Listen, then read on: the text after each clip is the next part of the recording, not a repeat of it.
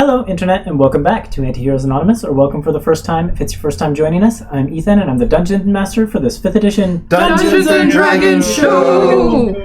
I will have some announcements and a recap for all of you, but before we dive into any of that, we will go ahead and do some player introductions. Hi, I'm Aster. I play Embers of White Ash, the Tabaxi Sun Soul Monk. Hi, I'm Kay, and I play Lady Elwyn Amalos, who is an elvish Circle of the Land druid. Hi, I'm Gabo, and I play Art, the Dragonborn Battlemaster Fighter. Hi, I'm Zach, and I play Vert, the Changeling Armor Artificer. Thank you, everyone. So some quick announcements. We premiere our episodes on YouTube every Monday at 7 p.m. Pacific time. However, we will be missing next week, so be aware of that. We will be back the week after that with this same show. Throughout the campaign, we use a variety of custom items, custom monsters, custom species, all that fun custom stuff, so be aware of that as you're watching. The character portraits, which you'll see all over the layout once we switch to it, were done by an artist named Zyra Brittany, who goes by @ZylaV on Twitter. If you need a refresher on anything that is going on in the campaign, you can check out our campaign wiki at World Anvil. You can also check us out on our socials, where our handle is Antiheroes Anonymous. And beyond that, you can look to the video description for links and information about everything I just mentioned and more, including some links to trans rights, Black Lives Matter, and Stop Asian Hate resources.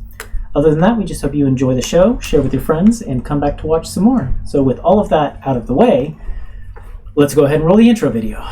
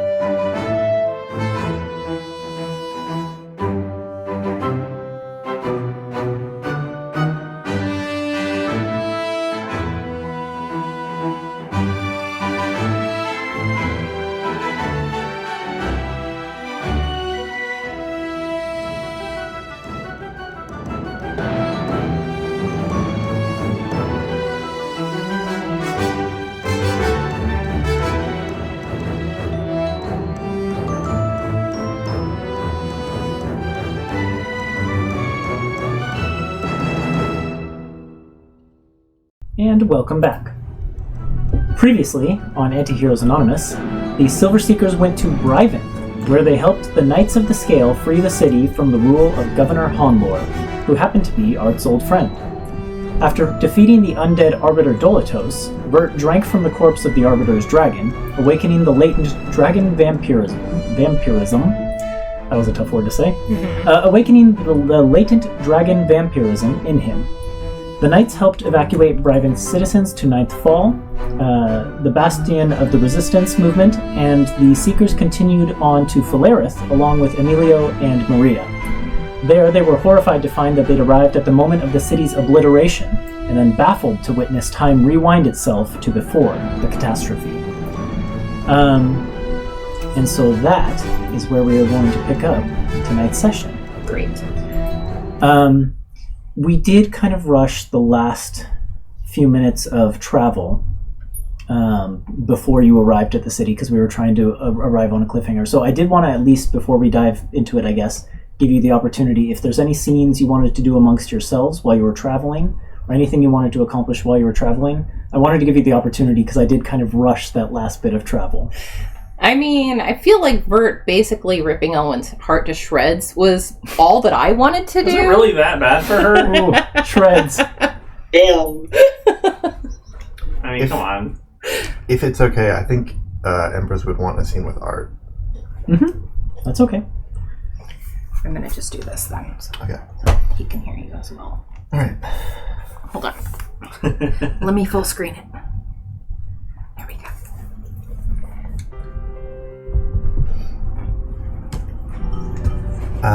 So I think it would be like, one of the usual switching of the night watch and stuff, as either Embers is waking Art up or Art is waking Embers up or vice versa.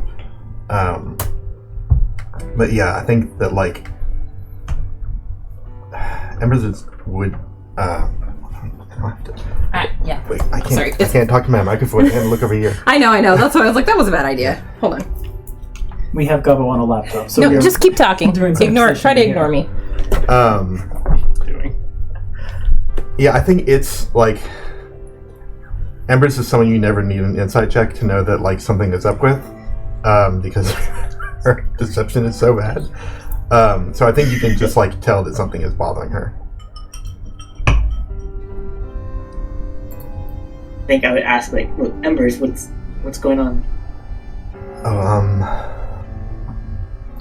I don't know. You and I, we spent a lot of time with Merriman, right? You know, listening to all his teachings and this and that. And I really, this whole time, have really tried to live the teachings of Nusini, of, you know, giving people second chances and, you know, never allowing for rehabilitation and forgiveness and second chance. I'm having a hard time doing that with the Emperor right now, after what your friend told us. Yeah, I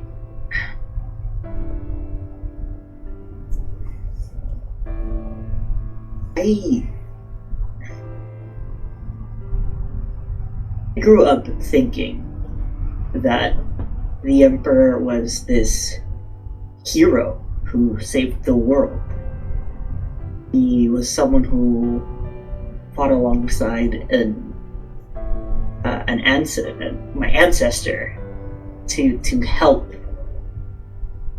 and even the man my father served in his time in the Imperial Army.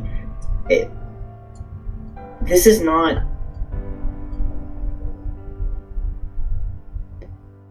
what I've been told, and what I've read seems very different to me than the person we're dealing with now. Yeah, and you know, the rest of us, you weren't there in I've forgotten the name of the city. Which city?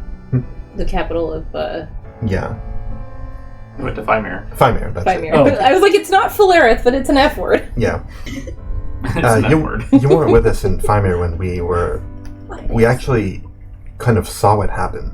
There was an enchanted book, a history thing that one of the Emperor's old friends or contacts or associates or something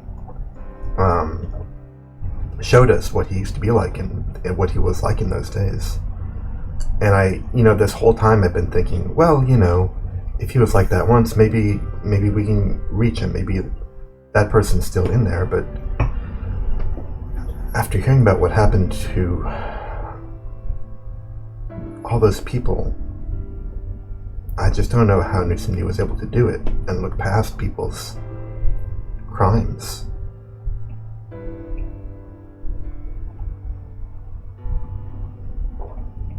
I don't know either. I want to believe there's good in everyone, but give second chances to those willing to change.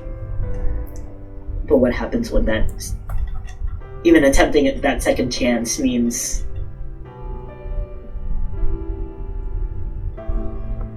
putting more lives at risk or through pain? Yeah. I don't know. I'm just so angry at him right now. It's tough living up to my beliefs. I think when the time comes, you'll know what to do. I think you'll know. That's right, and I think our teaching's meant to be written in stone. Ever, unchanging and unwavering under every circumstance. I don't know, maybe there's wiggle room for interpretation. I guess so.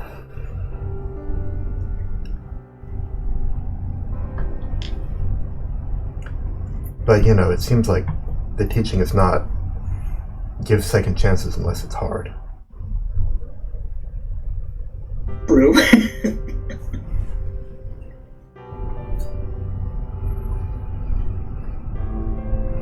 Yeah, maybe it'll be clearer to know what to do if we ever come face to face with them, but right now I just don't know if I can get back there.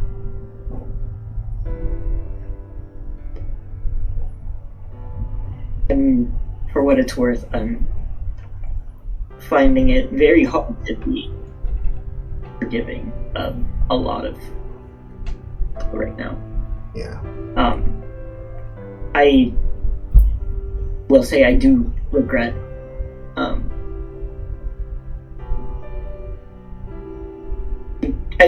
the dragon thing. I don't think Dolatos was gonna... I don't think he would have changed his ways at all, but his dragon, I'm not sure. Yeah.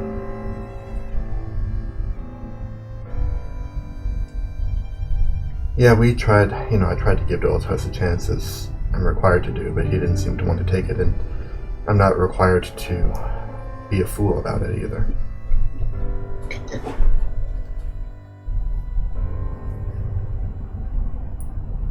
I'm glad our paths crossed again.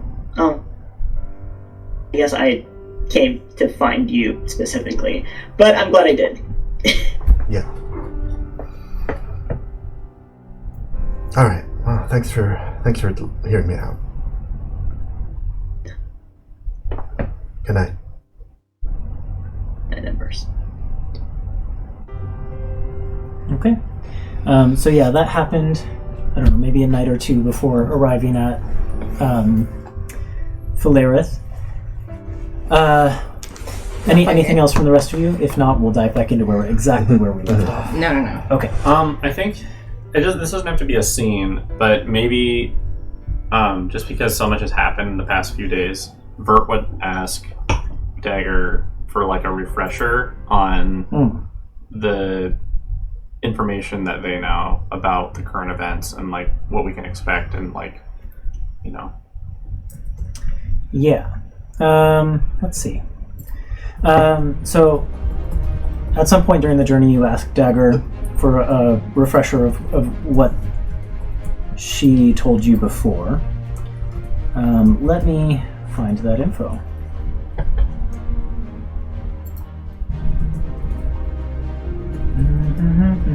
Which note is it in?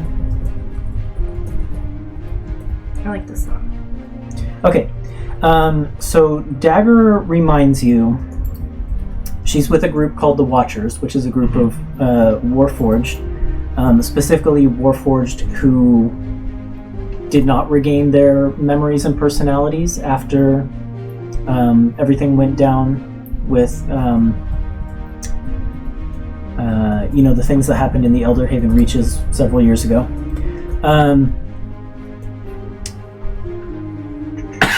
And so since they haven't regained their memories and personalities, this is a group of Warforged who have kind of kept to their primary directive, which was they were built to be warriors in an army against a threat that whoever created them was sure was coming.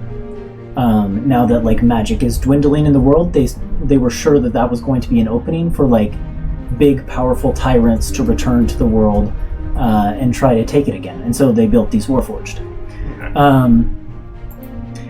And so they were in Fulaerith because they had intel that there was a Mind Flayer presence, an Illithid presence within the city. While they were there, they were working with your sister, Night Mantis, to kind of get to the bottom of things, but for some reason, the Imperial Wardens kind of took umbrage with their presence in the city, and there was like a big conflict in the streets between the Imperial Wardens and the Warforged. And the Warforged were forced out of the city, and during that conflict, Night Mantis was kidnapped, according to Dagger. By the Wardens. Unclear. Dagger just knew that she was kidnapped, and Dagger's superior, whose name is Watcher, was given a medallion that once belonged to Elwyn and had been given to Night Mantis as kind of proof of, like, we're friends with the people you're friends with. Yeah. She said you'd help. Please come. Yeah. Soon after they were kicked out, the event that you witnessed through Eustace's eyes Right. took place, which was that, like, this storm built over the tower and, like, lightning started striking furiously. And then Dagger took off. So Dagger doesn't really know what happened after that because she was sent to kind of be the messenger to get the group of you to come after that point. And so she's been traveling to get us back. She's been gone from the city for, what, like a few weeks now? Yeah, I think it was like 1 week of travel to there, and then, because she went like at a fast pace, and then it's been like a week and a half of you traveling back. Yeah. So like 2 weeks, 2.5 weeks tops. Okay. Got it. Okay. Sounds good. Yes. I mean, then first stop, we gotta meet with Watcher, I guess. The Watchers. No, Watcher of the Watchers. Oh. Watcher, the leader of the Watchers. Yep. That's not confusing. Nope. And I knew it was going to be confusing, and I did it anyways. Watch one of them be named Watch, too. And the Watchers are all Something. Warforged? Mm-hmm. Okay. Yep. Okay. Okay. I don't think this matters, but I think I would have given the +1 longsword that we just got to Emilio, and I assume that maybe when we stop to rest, maybe bar or something. Okay. Yeah, I mean, if you offer the sword to Emilio, he kind of takes it with reverence. This is the one that belonged to Dolitos, right? Yeah, so he kind of like looks at this kind of gruesome looking longsword, but he takes it from you with reverence and kind of gives it a couple practice swings. Yeah. He will gladly take it. Wait. And I will update his stat block with that later. For reference for the rest of you, now that it's kind of come up, I have given Gabo, Emilio, and Maria's stat blocks as like companion characters. Okay, so cool. if Oh, like neat. combat comes up, I think I will leave those to Gabo to run. Well, cool. Great. So if they die, it's not my fault.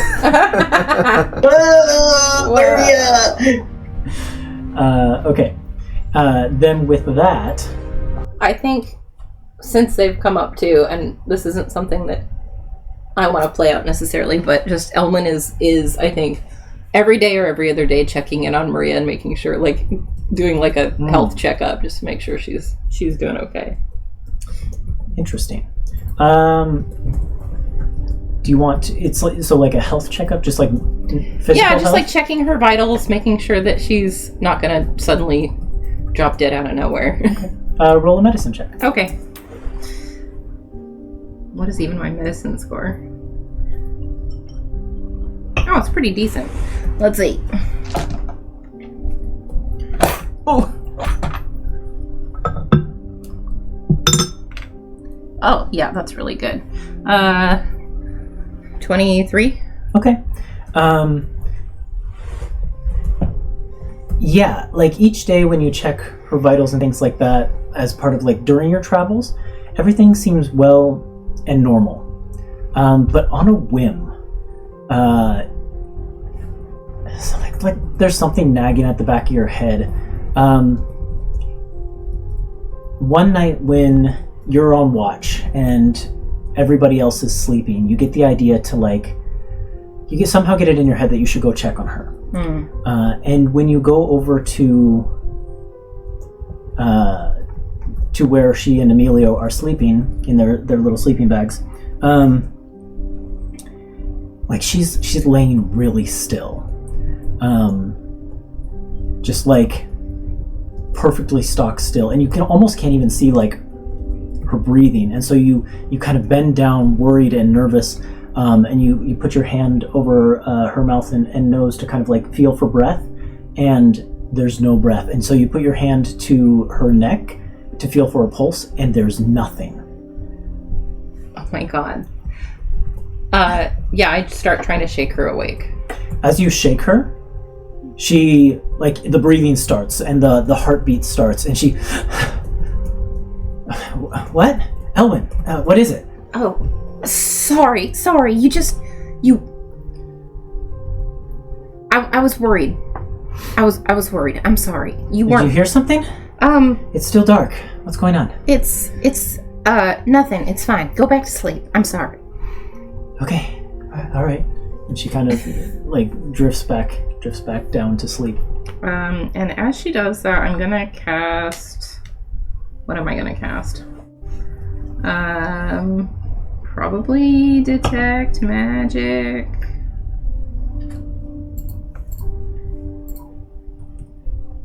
Gosh, what spells do I even cast with this character? What can I even do with this character? I should have prepared spells for today, guys. Yeah, we'll say that I cast...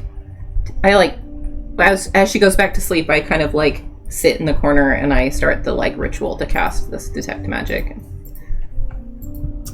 Just to see. Let me just look at the Detect Magic spell. Let's see. Magical effects.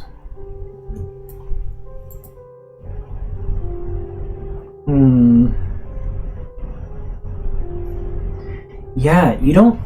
Like, she goes back to sleep, and she doesn't go back into that, like, stock still mode of sleeping that she was in before. You can see her breath rising and falling. You don't detect any magic with your spell. Okay. Nothing you don't expect to detect, like, other than the people in your party's magic items. Yeah. Then I will leave the tent and go back out to the center where I was keeping watch, and I will draw on the power of the necklace and cast Commune, trying to reach for the masked lady. Okay.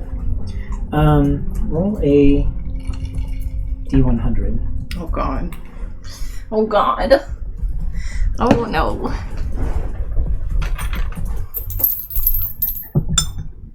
Uh, 29. 29? Okay. You feel that familiar cold breeze blow across you. And you catch, like, a glimpse of a snowflake on the wind as it kind of blows by. Mm-hmm. And you sense that you have the masked lady's attention.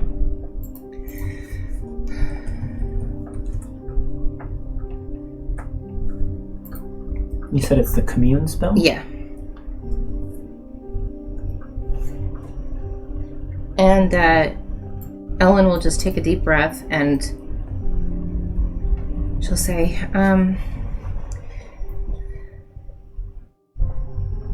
did my magic do something to Maria?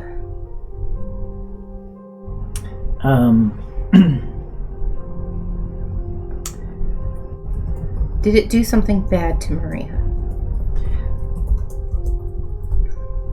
The wind kind of, like, rustles in the leaves playfully,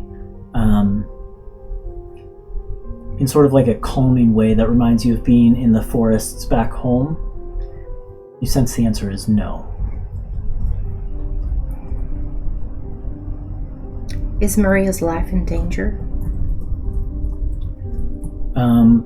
The wind kind of stills, and there's just like a pervasive feeling of cold around you. It's unclear, uncertain.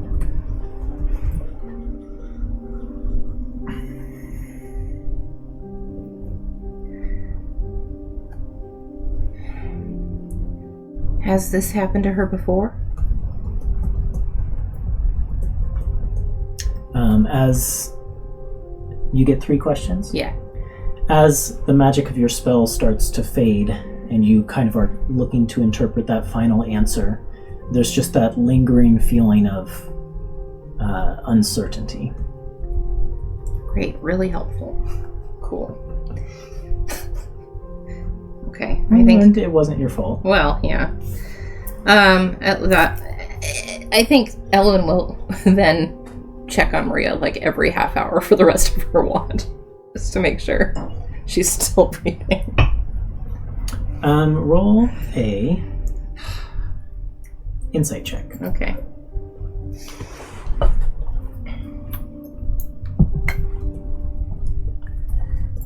Uh, 17. 17.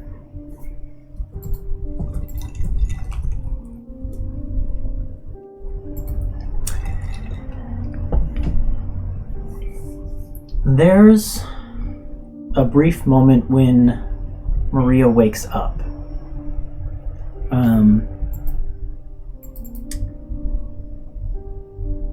It's just a flicker. Nothing more than that. But it's this brief instant where, like, the person you perceive behind her eyes is not Maria. And then she's back to herself. Okay. This is not helping ease Ellen's worries at all. This is only adding to them. Only adding. 100%. 100%. Cool. Ellen, I think, makes a mental note to find an opportunity to talk to Emilio about it in private, and we'll just keep an eye on her in the distance. Sounds good. Yep. Then with that, the group of you arrive at Fulaerith, and you see the scene that we described last week. Let me get some music up.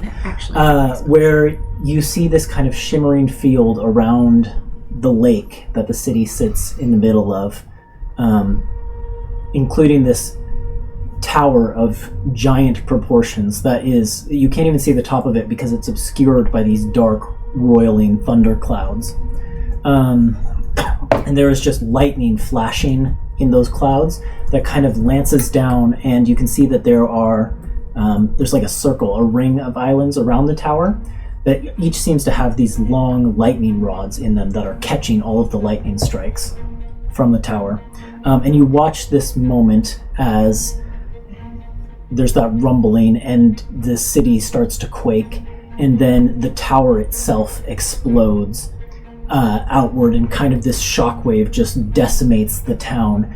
And as it does, there's that creature or being that's made entirely of lightning that seems to be reaching up towards the sky, and then that moment where everything starts to reverse, and the creature is pulled back down, the tower is reformed, the town itself, the city itself reforms as well, and you are left watching within the bubble itself a perfectly reformed city.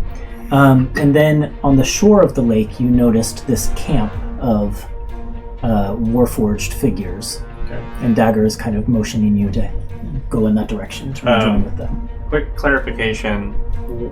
Do we, like, is the hand or claw or whatever that comes out, is it like, is it like a human hand, or is it like... Perception check. Oh, okay. Mm-hmm. Can I percept? Yep, go for it. 19. Anyone who wants to can percept. That was bad. I didn't notice shit. 19, you said? Yeah. It is decidedly not human. It looks feline in shape, like a great Feline. cat, Mm. like a tiger or a panther or a lion or something like that. Is it a white tiger? No. It seems to be made entirely of like flashing blue and white lightning. Okay. Can I make like a history check to try and, like, I don't know, think of any stories that have to do with a creature of this Sure. scale, of this type? Roll a history check. Well, I think my low perception check is because I see all that and I'm just like, weird magic shit. Weird magic shit. I got a 15 plus 7, so 22. 22. No, like, specific name or anything like that comes to mind.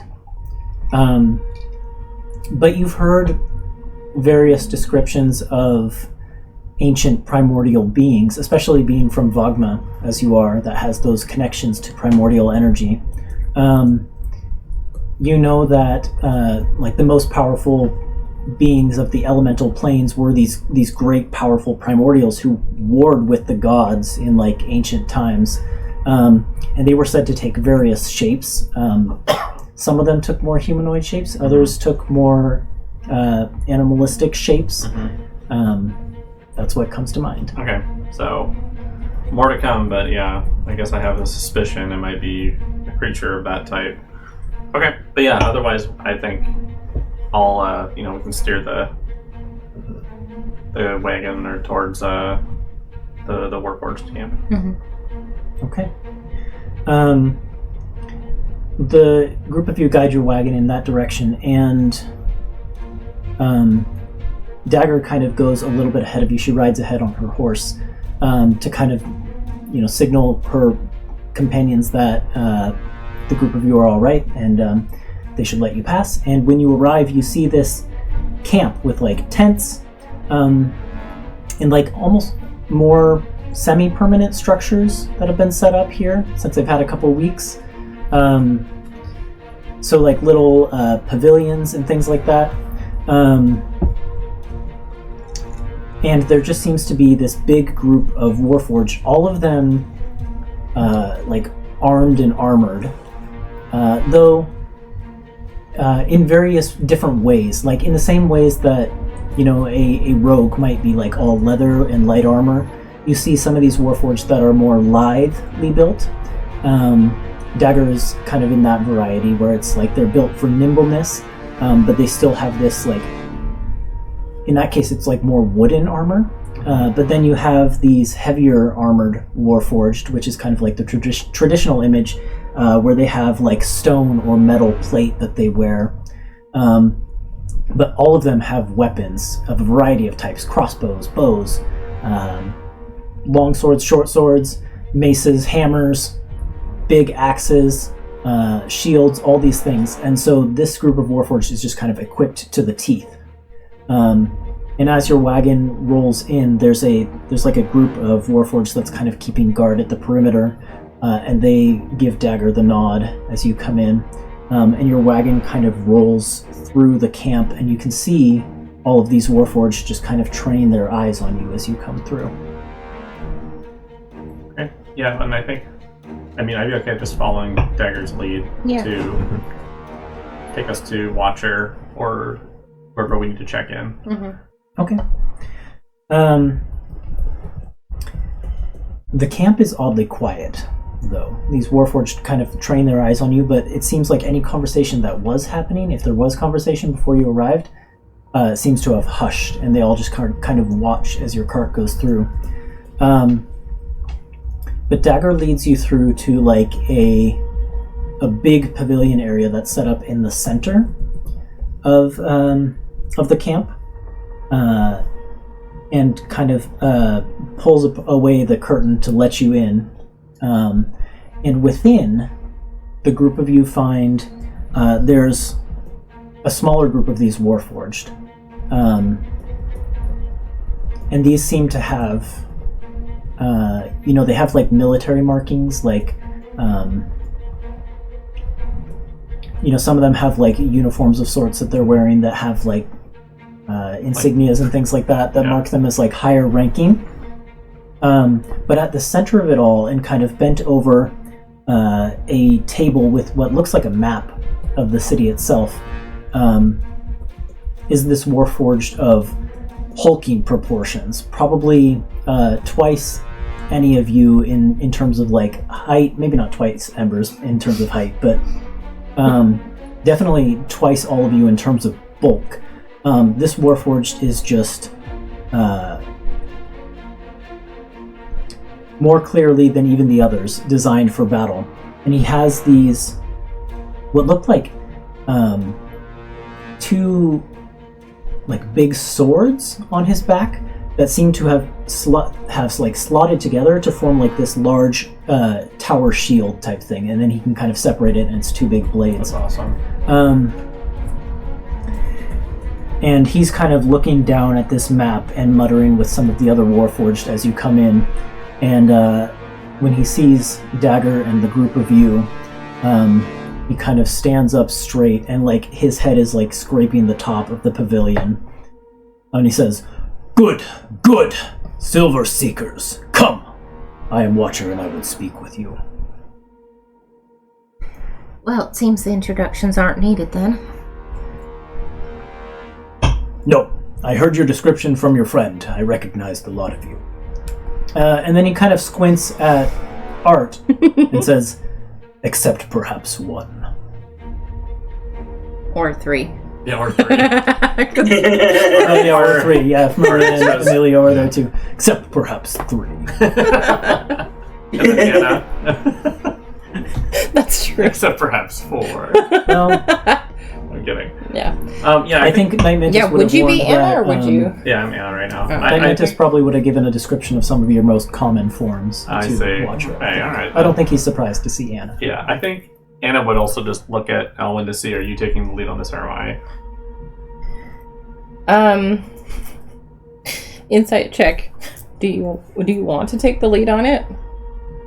It's your sister. Totally. Yeah, go for it. Whatever. Go for it.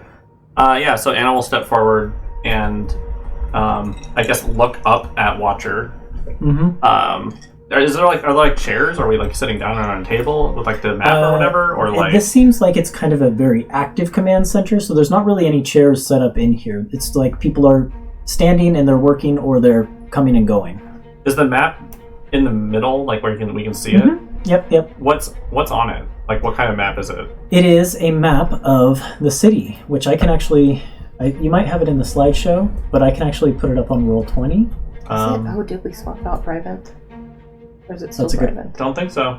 That's a good question. Okay, so Brivant is probably in the slideshow instead of Fulaerith, but I can put it up on Roll20 so you can see it. Alrighty. Okay. We can always... I just need to hide one thing that I won't need until later. Okay, now I'll drag you over here. Whoop. So you're probably going to have to zoom out to get all of it. Oh wow. It is this series of 4 connected islands. I mean, the city is kind of spread out across all of them, and they seem to be connected by these bridges, these long bridges. And then off to the northeast of it is this tower island. And you can see the tower island is ringed by those other islands I mentioned that have those lightning rods on them that attract the lightning from the tower itself. So I'm a little confused. How did we get to this island? You're not on that island yet. Sorry, I should. Okay, so we're not even in Fulaerith yet. We're outside. Nope. You're like, this is in the center of a lake, and you're on the shore of the lake. Got it. Okay. Yeah. And so that time bubble only appeared around the spire and the... It's around the entire lake. Oh, the whole lake. Yep.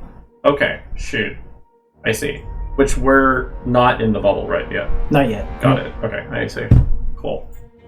Yeah, so is it just a map, or do they have, like, tactical positions and stuff like that, or any markings on it, or, you know? I think there's like a few markings on it. Do you read the language Keen? Oh, shoot. Oh. I don't. Charm. Then you can't understand But I what sure it wish I says. did now. I did before. Does I it know. count? No, you don't. I came up with it. They are all written in the language Keen, so... Okay, cool. 11011. That's binary. Yeah, so it's like these... almost like pictographic characters and things like that. So I think before speaking, Anna does like a quick survey about like just trying to get like a feel for, I guess, the like battle readiness of this group and like what they've prepared. Even if I can't read specifically, like, you know, maybe there's some like organizational arrows or something, like they're planning certain stages of something going on. Roll a... Insight's not an intelligence check, it's a wisdom check. It is wisdom. Roll insight, but use intelligence. I would as love to use your my bonus, intelligence. Can I guide him? So it's just insight, or it's intelligence plus proficiency, basically. Yeah. If you're proficient with insight. I am then proficient. So I choose the skill Insight. You have 1d4. Thank you. Oh shoot, that's really good. Let's see, that's 21. 21. Sorry, that's 25. What they're charting doesn't actually appear to be like plans for troop movements. It almost looks like they're trying to assemble a timetable of some kind. A timetable? Yeah. Like, when you say timetable, you mean like, they're trying to record the events that are occurring or something? Yeah, something like that. Okay. Yeah. Okay, I see. Yeah, so Anna will try and take this information in at that 3 seconds that she's approaching Watcher with her group. And then maybe look at the map for a while and then just look back at him. What exactly are you planning here? It is difficult to plan. You saw what is happening outside, yes? Do not. We have not been able to penetrate the sphere of magic that now surrounds the city. We believe that the mind flare we were tracking must be responsible for what is occurring, this disaster. But we cannot fathom how to reach him. Has it happened more than once? Yeah, he nods slowly and says, "An astute question. It repeats on this loop about every 10 hours. Ever since the event." Who's responsible for the loop? Is it also part of this Mind Flayer's magic? He shakes his head and says, "We have those among our crew who are specialized in magic, but even they cannot be sure. Something happens atop the top of that tower and causes this disaster. Created this bubble and this loop, but we could not tell you what it is."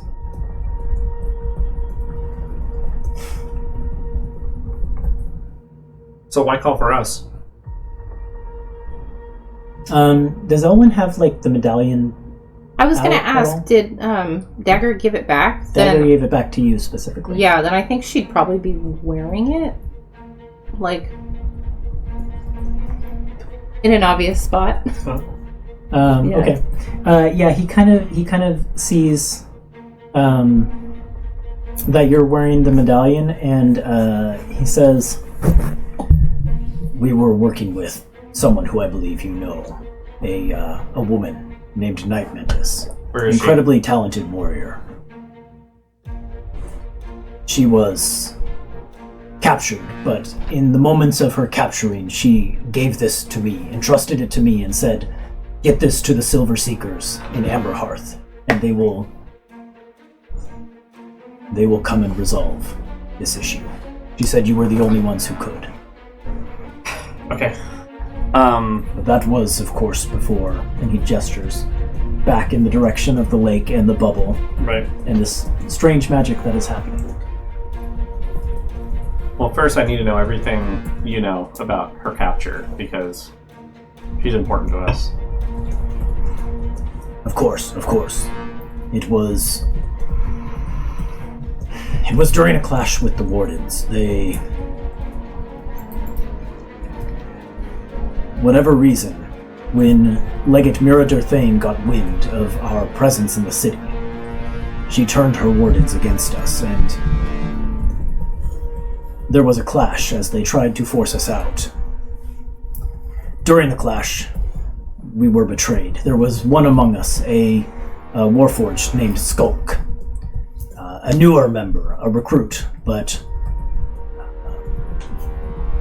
now I think perhaps your sister's capture was his intent all along. In the chaos,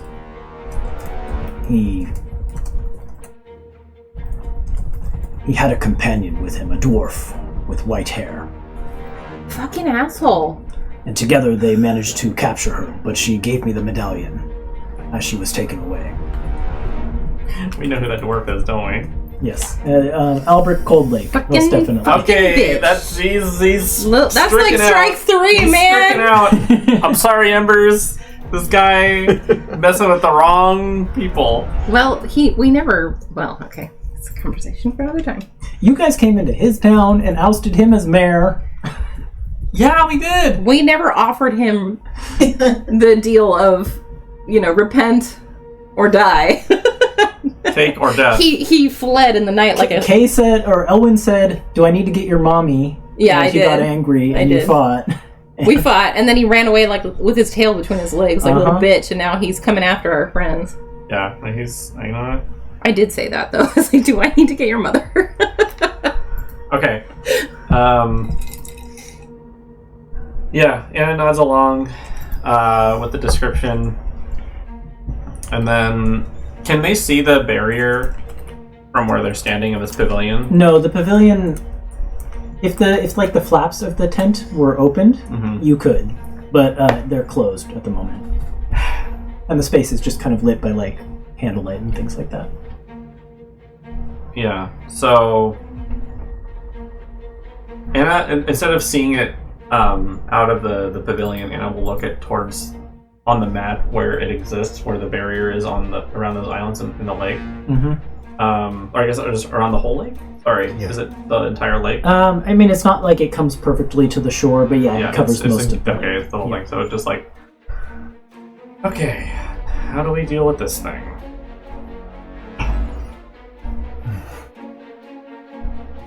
I do not have any insights to lend Right. in that regard.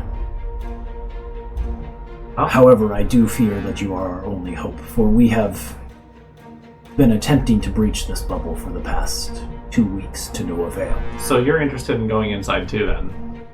If our quarry is still in there, and if he is responsible for what is happening, then yes. Okay. Well, I think we need a little field trip then. What do you know about this bubble? Surely not nothing. Not that Yeah, if you have people studying it. What hasn't worked? He kind of,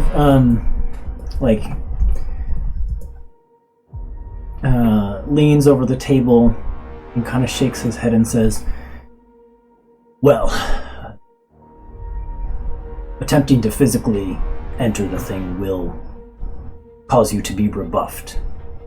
We have, as I mentioned, those among us who are more talented with magic, and they have attempted to teleport into the area, again to no avail.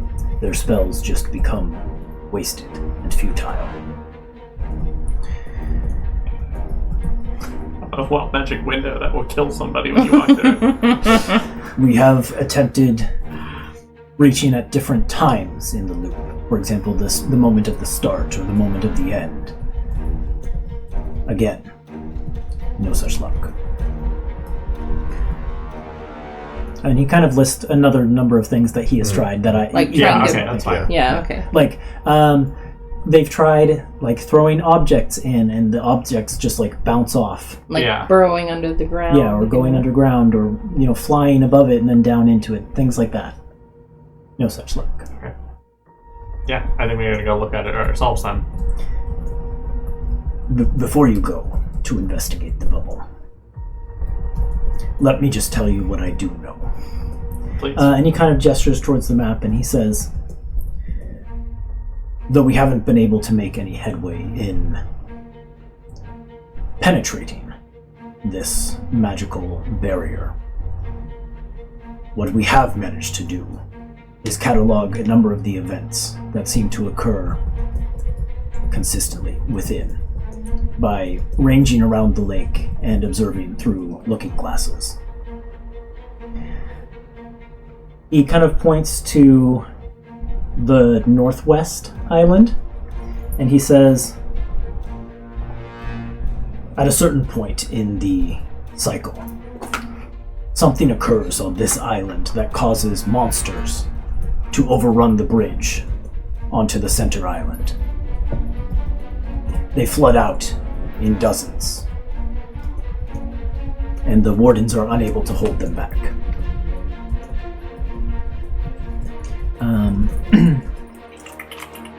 What else does he know? What kind of monsters? He kind of shakes his head and says, all sorts, but mainly the sort of magical monstrosity produced by wizards with a touch of madness to their heads. Okay. Like demons? No. Chimeras and manticores. Oh, okay.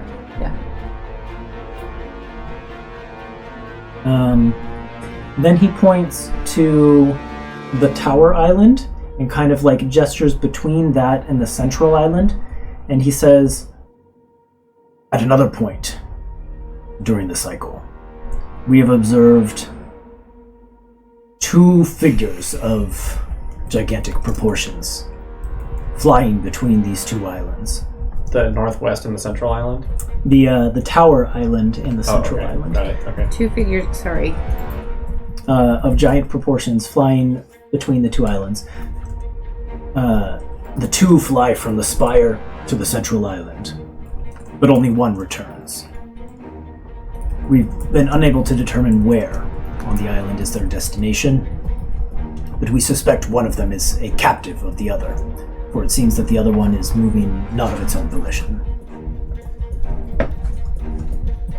Is he able to give us any sort of description for what the creatures look like?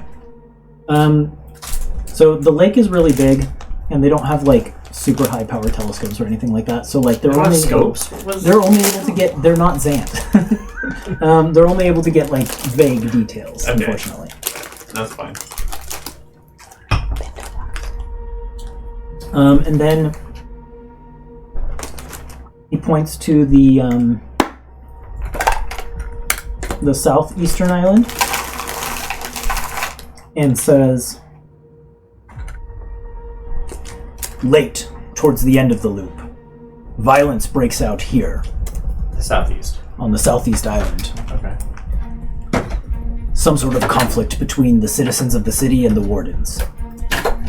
We suspect that perhaps the citizens are trying to get off the island, but the wardens are refusing to raise the floating bridges.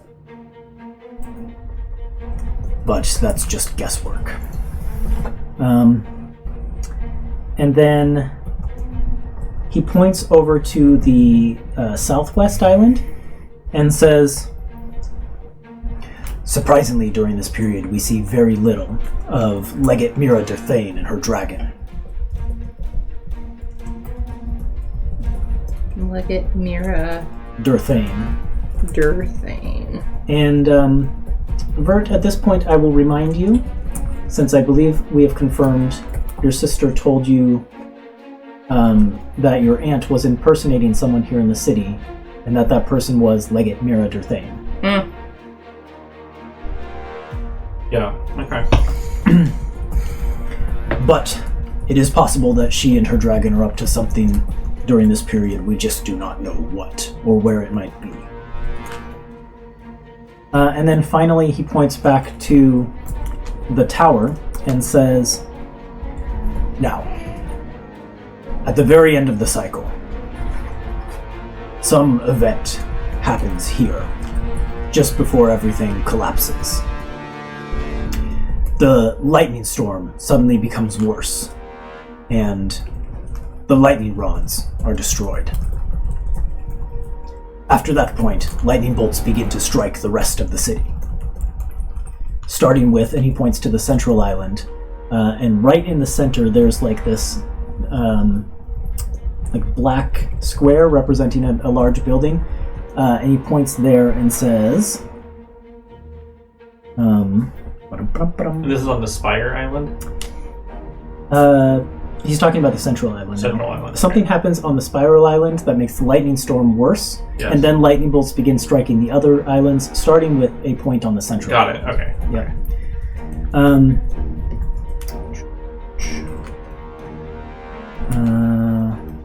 He points to a building right in the center of the island, and he says, starting with a strike on the Sky Sunderer's dial. And as Vert, you've visited the city before as a child. Mm-hmm. You would certainly know the Sky Sunderer's Dial is a big clock tower right in the middle of the city that is visible from any island of Okay. Fulaerith.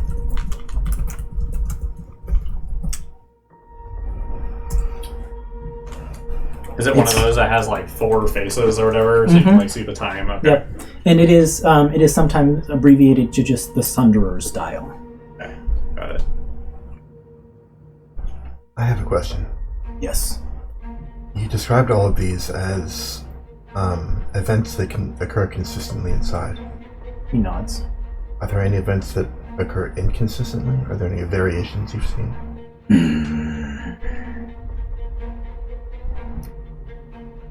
We have had teams watching all of these islands. As of yet, we've not found anything that happens inconsistently. So it always goes to the same time and then comes back right back to the very beginning. It doesn't extend. He nods, but then he kind of adds onto it. Yes, but the amount of time it takes within, we can tell from our view of the Sunderer's Dial that it is 10 hours passing within, but the amount of time it takes on the outside is variable. Sometimes that 10 hours will pass in a span of 10 minutes, sometimes it passes in a span of 12 hours, sometimes longer, sometimes shorter. What it seems like to No me... pattern. This is the thing that makes observing the goings-on within the islands more difficult. From our perspective, things seem much more variable, but from within, it seems to be a consistent 10 hours. What it seems like to me is that means nobody on the inside knows that this is a loop, or they would be trying different things each time. Right. Okay. And are the events that Watcher mentioned, are those chronological? No. Part of the difficulty with him conveying like exactly when these things happen is that sort of variance in the observance from the outside. It makes it kind of hard to pinpoint exactly when the things are happening. So he didn't give them to you in like a perfect order, but like that's the kind of thing they were trying to put together. I see. That you saw on like the timetable notes on the Got map. it. Okay.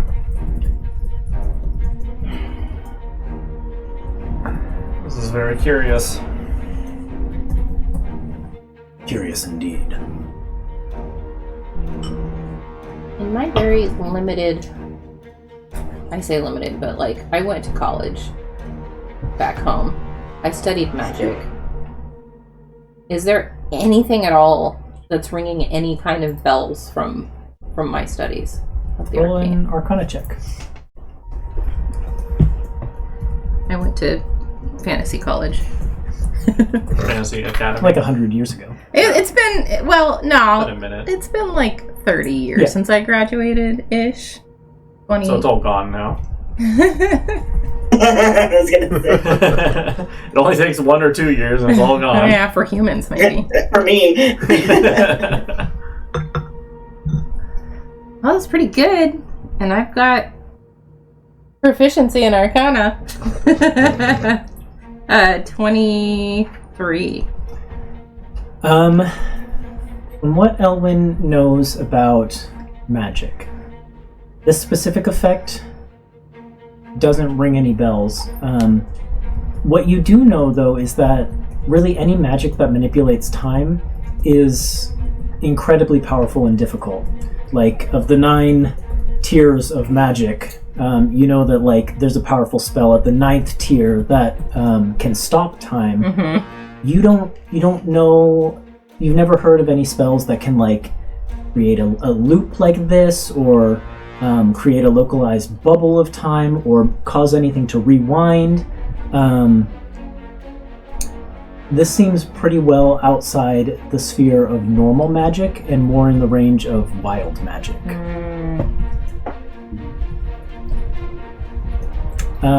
What was your total roll? 23.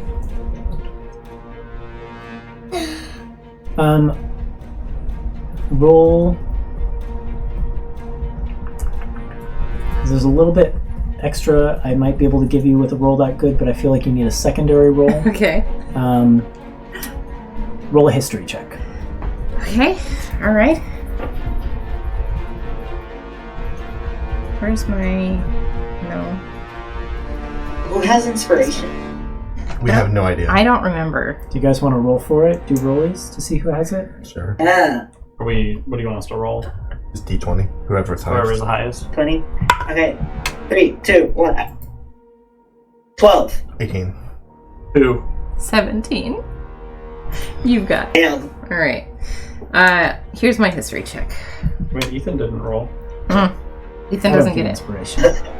History is 15.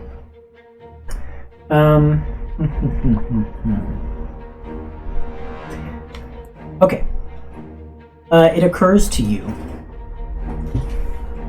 The only thing in your, between your studies and your travels, the only thing you've seen that really, comes close to this tier of magic is back when you were in Fimir and you were sucked into that history book. Mm-hmm.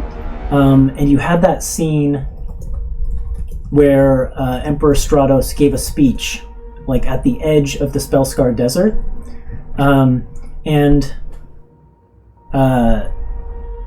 Gosh, what was that companion of Stratos' name?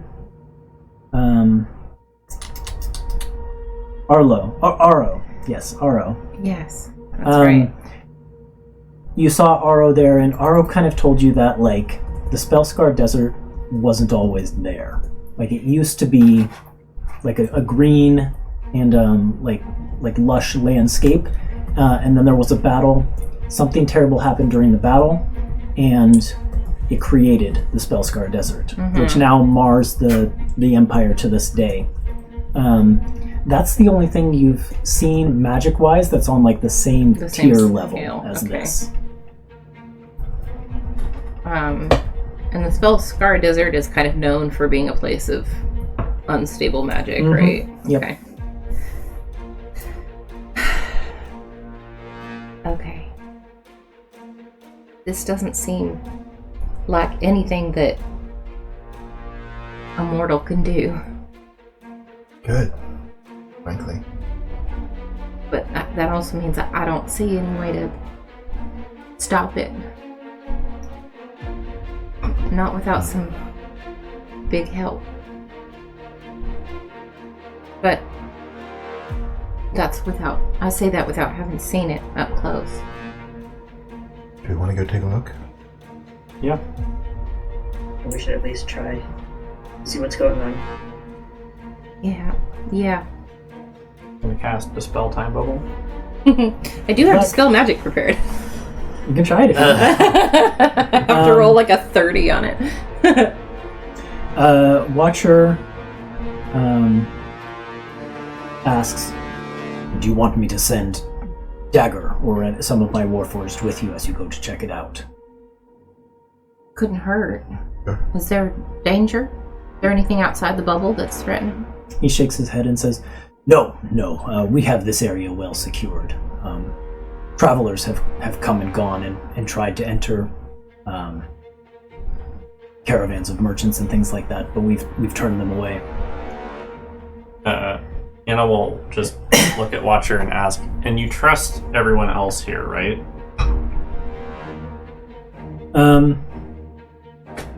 Yeah, he thinks about that for a minute and says, I have done my best after what happened with the Warforged Skulk to ensure that everyone here can be trusted, but at the very least I trust my command staff. And he gestures to all the other Warforged that are in here. Can I roll a blanket insight for everyone else he's gesturing to in the moment he gestures to them? Yeah. Do it. Vibe check. Natural 20. So 31. Oh, yeah. And what are you looking for? I'm looking for any trace of guilt or any tell when he's saying I trust my command staff. If there's anyone on the command staff that has that look of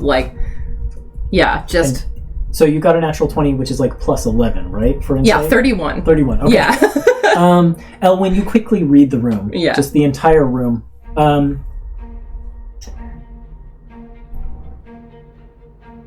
no one in here like shows any signs of like flickers of guilt or concern or fear or anything like that as this matter of trust is mentioned. But Watcher continues and says, "No one in here is hiding anything." And from him, you sense a little bit of untruth. Not like... It's in that moment where he says no one is hiding something. Mm-hmm. Yeah. No one is hiding anything. I would not have given that to you, but for the natural 20. But for the natural 20, okay. What exactly did he say? No one in here is hiding anything. is hiding anything?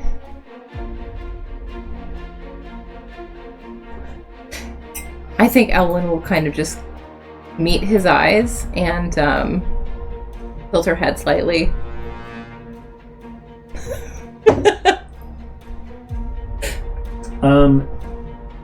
He meets your eyes, and you sense like an understanding in his eyes, and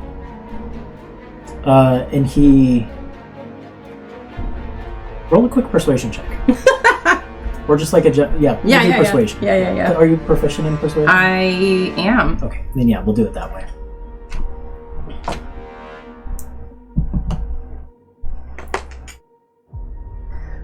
Uh, 18. Okay. He kind of looks around to his command staff and says, "Give us the room, would you?" And they all kind of shuffle out. And when you're alone, he kind of meets Elwyn's gaze in particular and says, "Perhaps one of my greater faults is that I am quick to trust. But I would rather be trusting and occasionally put my faith in the wrong person and suffer the consequences than go through life with suspicion." I fully agree. Totally disagree. Which is why I said something before you could. I know. And he says, "No one among my command staff is hiding anything. I say that truthfully." And what is it that you're not saying? There is something that the rest of this group does not know about me. It has no relevance on any gestures towards the lake, any of this. But I sense that you are people I can trust, and so I will play to my fault and trust you to keep this to yourselves. Because I do believe that if anyone can get us through this situation, it will be those who Night Mantis sent for. And I would not have anything be a barrier to that. And, yeah, he kind of like makes a final look to make sure that no one is looking, or no one else is in the room besides the group of you, and he says, I just had a wild suspicion of what's about to happen that I'm going to put in Diem's chat. Okay. Those who I have gathered around me are those who did not regain themselves. I am one who never lost myself. I volunteered to become this because I believed in the threat. And now I see that the threat has come and am vindicated. Did you get it right, Astrid? I did not. My guess was going to be...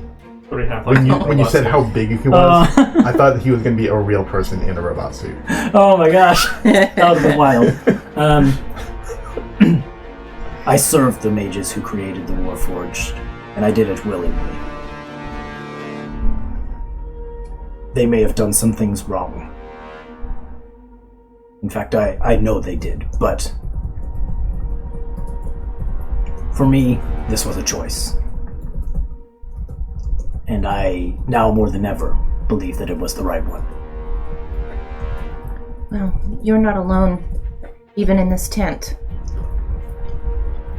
Being someone who believed the words of less than savory people.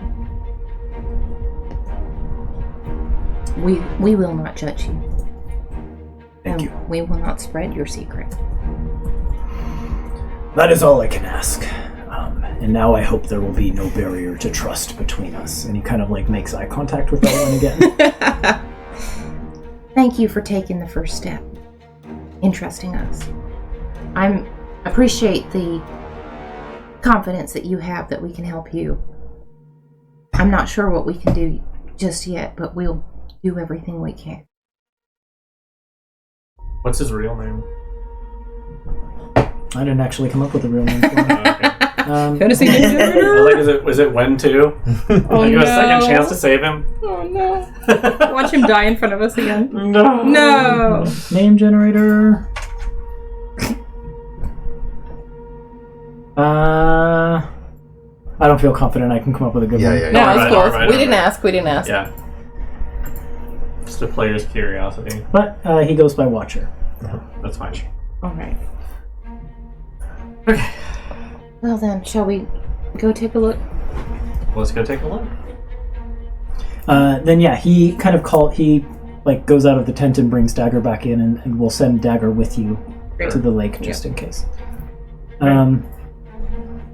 Right, you guys exit the tent and kind of go back through the camp of Warforged, and it's like the sense as you emerge from the tent that like conversations kind of stop around you, and all of the Warforged eyes just kind of watch and track you as you exit the camp towards the lake. What is are they watching us like warily, or is it like, are they just like Like hero worship? Do you want to Yeah, roll an what is insight it? check? Sure. Yeah. Yeah, I also want to. Yeah.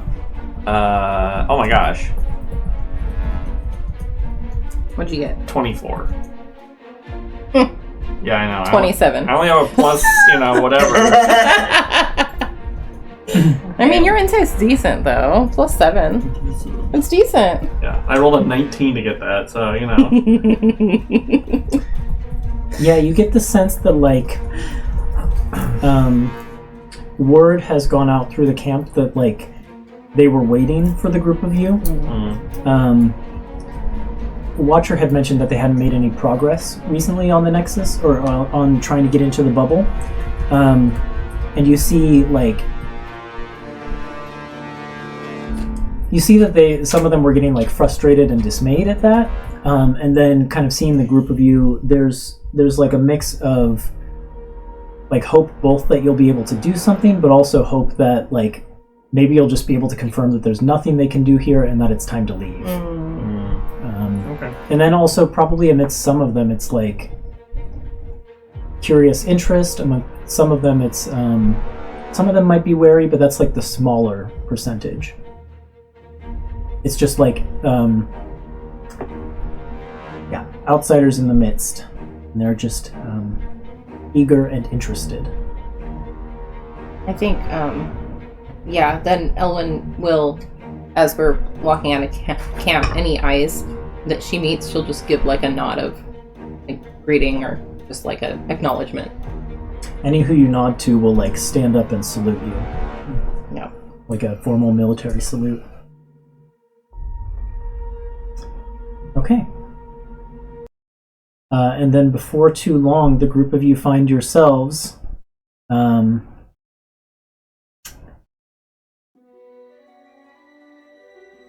before this bubble at the lakeside. And it is just this shimmering in the air. Almost as if like you're looking like across the desert through like a heat mirage or something like that.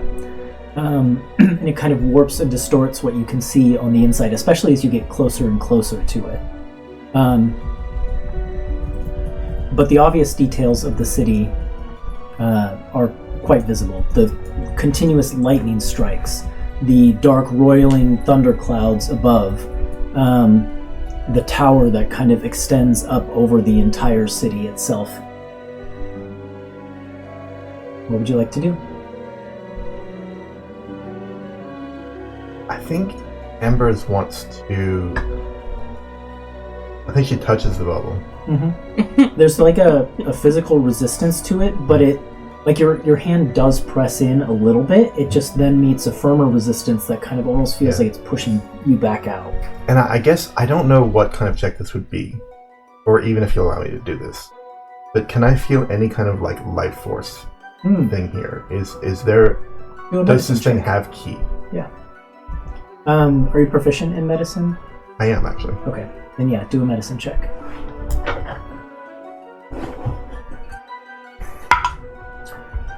All right. Well, I'm going to use my inspiration here. Who are you giving it to?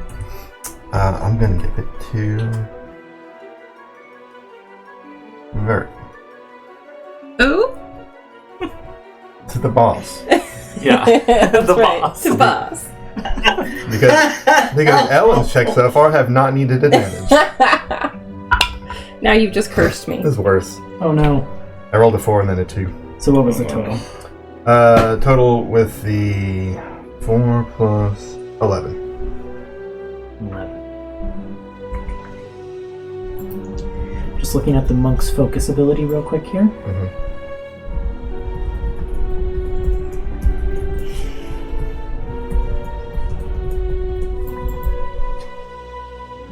Yeah, I think the energy that you spend your focus to use is very much like an internal life force. And no, you don't necessarily feel that as you press against this sphere. And whether that means it's not present or whether it means that like this thing is too big for you to detect it at this with this contact is unclear, but you don't sense anything like that. Yeah. So while Embers is doing her investigation, Vert's going to do his own, Anna's going to do her own, and cast Identify.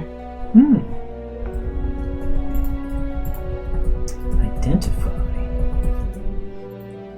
Which I kind of would assume that the Warforged spellcasters would have done this too, but Hey, it's worth a shot. worth a shot. It's a ritual, whatever. Yeah, whatever. So I'm just reading the description of Identify. sure. I think while you cast... Well, no, it doesn't matter. Go ahead.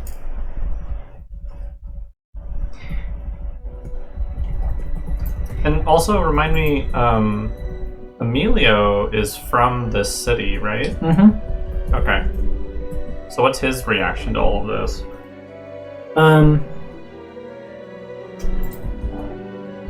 I think he's probably looking up at this bubble surrounding the city and like watching the lightning strikes and things like that with a little bit of dismay. But as you watch him, you see him kind of shake his head, and you can roll an insight check if you want. Sure. Pretty good. 22. Yeah, Emilio had mentioned that like he left the city because he didn't really have anyone here.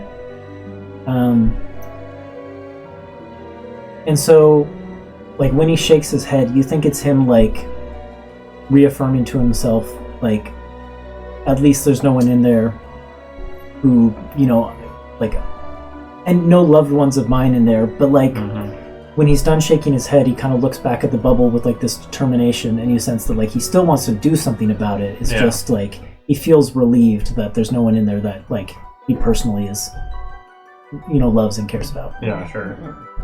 Okay.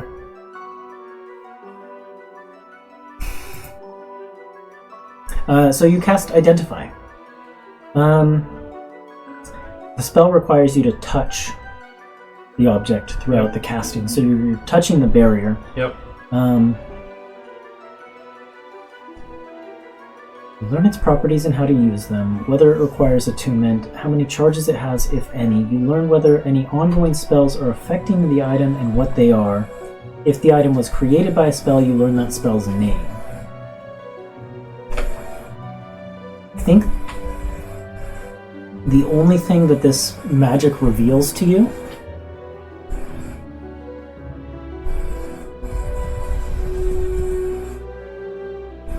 is that, like, this is not the effect of a spell. This is not like some magic item. it's something beyond those things. Because the spell basically like comes back with no information for you. And so it kind of rules out those things. Yeah, and it also confirms that this is not like a creature, considered a creature either. Mm-hmm. Not a spell, not a creature, not an item.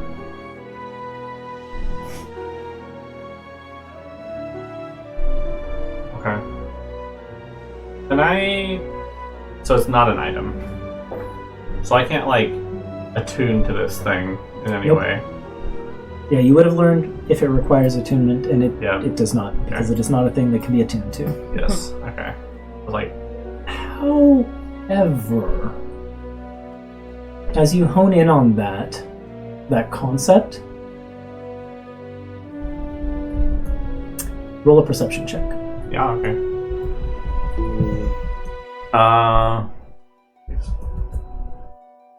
23. You sense something through your attunement to the Wind Nexus, the construct of the Wind Nexus. How many slots do you have given to that? 3. 3. There's like a proximity resonance happening between the Wind Nexus construct and this barrier that you can sense across the attunement. Yeah, that's kind of what I was hoping into. for, is that I didn't know if this thing was created by the Nexus or if it was powered by the Nexus in some way, but like since I've already attuned to one of them, sort of, if there was some similar properties or process that I could Definitely use. not a similar property or process, but like there is some relationship there. Okay. Is this a relationship or a link that I can like look into, investigate further somehow? What do you want to try? I mean, let's see.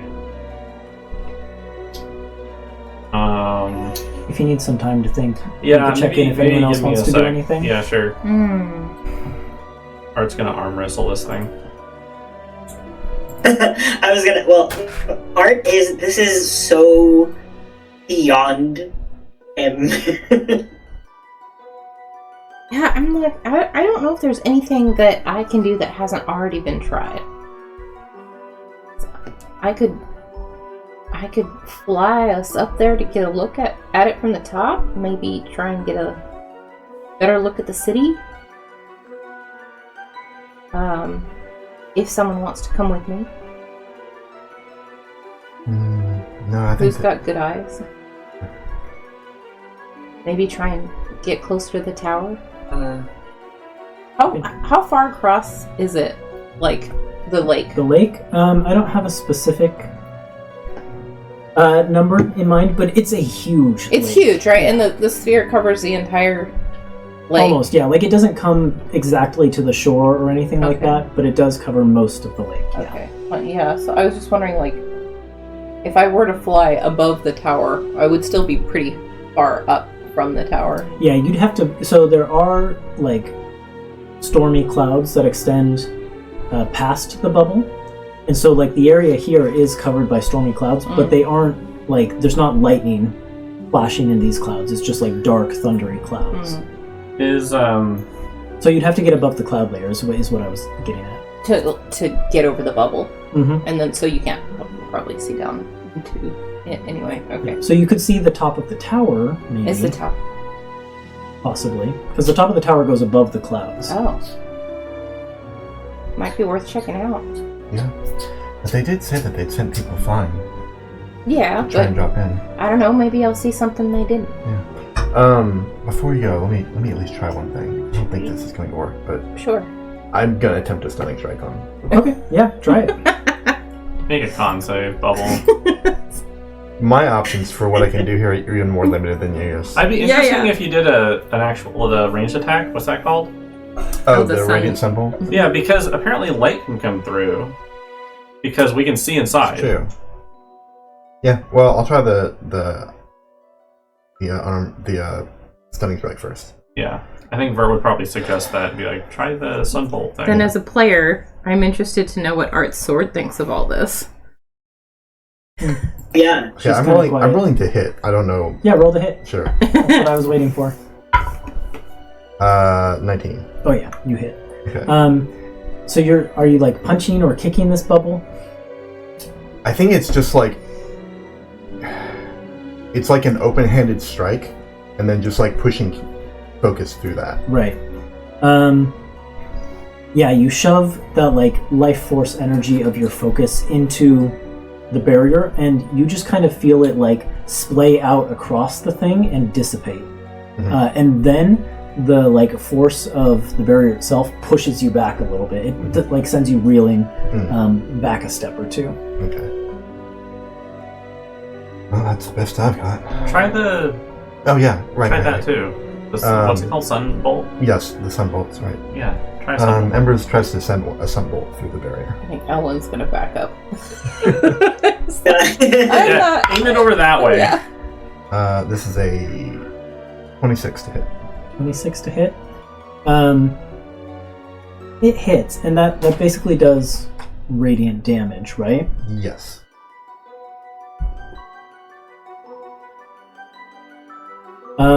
Yeah, I think it hits the bubble, and like similar to how your like your focus energy kind of splayed out across it, the light also like bursts out around the bubble and then dissipates. Does anyone have the light cantrip or something that can shed light? I think my sword can. I would like to see if the light can penetrate the barrier from this side. Does it have While to you're magically holding the light? sword, you can use a bonus action to cause it to shed bright light in a 30-foot radius and dim light for an additional 30 feet. Yeah, so if we just shine it and just look directly on the opposite side of the barrier. Yeah, it's Yeah. the light kind of like creates, when it's directly up against the barrier, it like creates a shadow on the ground that kind of illuminates the shape of the barrier and does not seem to penetrate through. Does not go It's through. like you're seeing what is happening within, but nothing you're doing is going in. Interesting. So it's totally one directional. Okay. I think Vert just like plops on the ground, kind of deep in thought, thinking about how he wants to approach this idea of like this connection between the nexuses, nexi. I don't know what the I think the plural is nexuses. Nexuses. And just kind of is in his head for a little bit. So if you want to do your thing, then I go with my thing. I'll come with you if you want to fly. Do you have good eyes? My perception's pretty good. Okay. Alright. Then I will turn into a giant eagle. And kind of bend my shoulder for Embers and say, alright, hop on. Embers. Wait, can I come up too? Are you big enough for Am I big enough for two I medium think you're creatures? I'm Big enough for one, because you're a large creature. Yeah, I'm a that's large fair. beast, yeah. Similar to how a horse can probably not bear more than one. Yeah. Embers is also much lighter than plate armor clad art. That's true. That's You true. could maybe do like one medium and one Whatever. small character, but they're both medium, so I think that'd be too much. What if I have one on my back and one on my talons? No? Nope. Okay. Sorry. It's okay, I can. No, it's okay. I was thinking of using my wings, but also, like, I think Anna's really focused right now, so I'll just, like, keep an eye Sounds to good. make sure she's cool. Alright, we'll be back. And then take off. Just want to fly over the top. See what we can see up there. Yeah, you burst up through these dark clouds that cover... I mean, you were traveling under these dark clouds for like the past few days.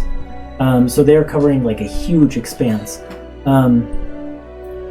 But for the most part, there's no signs of like lightning out here outside of the bubble. It's really just within. And so you pierce through these dark clouds and you get up above them, and you can see the only thing that extends above the clouds is that tower. And so you see the top of the tower within this bubble. Within the bubble. Within the bubble. So even the bubble extends above the clouds up here. Okay. Well, let's go check it out. See how close we can get. Just fly as close as we can get to it. Okay. I think that the bubble probably extends like, I don't know, maybe 500 feet like above the top of the tower. Okay. So you can't get super close. Right. This bubble is huge. Right. So you're still looking down through that kind of like heat mirage thing, but you can see the top of the tower, and the tower itself is gigantic. Like let me see if you can eyeball how far across this thing is. You want to go back to the roll? No. I'm on a different map here. You think like it's kind of circular at the top, actually all the way down. It's like just a big circular tower, but it's kind of wider at the base and then gets smaller as it goes up. But even at the top, you think it's probably like 200 feet across. Oh. It is a huge tower. Can we see anything from up here that... What can we see from up Roll a perception check, both of you.